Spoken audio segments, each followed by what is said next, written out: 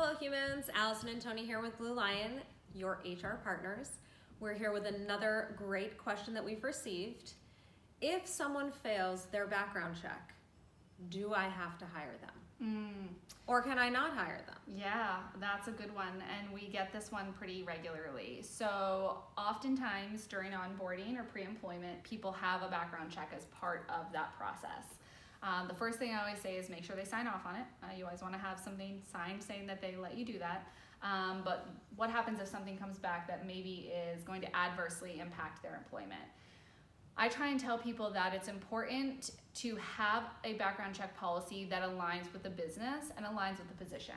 So a lot of times we talk about there's certain positions that might require something that other positions don't. So if I, for example, was applying to be a truck driver, if I had several DUIs, that would disqualify me from likely getting the role. But if I was applying to be a customer service representative that never was in a vehicle for a company, a DUI shouldn't necessarily negate me from getting that position. So I always say to align the qualifications to what would disqualify an applicant from being able to get that position.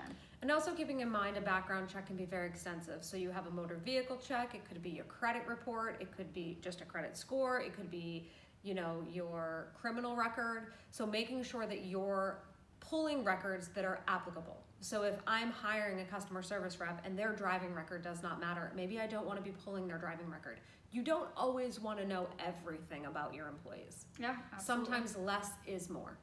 Very often. And there are certain states, like Massachusetts and Maine, that have what's called ban the box, which means during the employment application, you cannot ask them if they've ever been convicted of, I believe, a felony.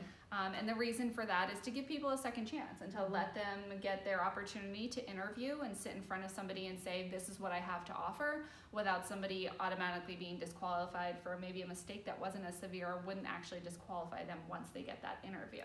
Or it was something they did when they were younger, but unfortunately still counts as a felony and they do carry it forever. Absolutely.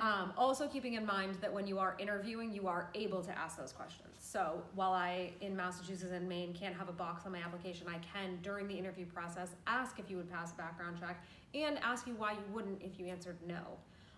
Also keeping in mind that if somebody were ever to fail for a credit reason, that you do need to give them the opportunity in order to justify what was on that report. Obviously, in the times that we're in, unfortunately, theft of identity happens all the time, and there's so many times that somebody doesn't actually realize what's on their credit report because they're not pulling it often enough, and there might be a fraud or a bounce check on there, and it's not actually them, it was somebody else writing fraudulent checks or something. So you do need to make sure that, according to the Fair Credit Reporting Act, you do need to make sure that you are giving them the opportunity to justify that. Yeah, absolutely. You always want to make sure that you're following any kind of compliance or legality. So following the Fair Credit Reporting Act and making sure you're using those pre-adverse action processes are super important in reducing your liability and helping find the right candidate. And if you're not sure how to do that, that's something BlueLion absolutely is able to help people with.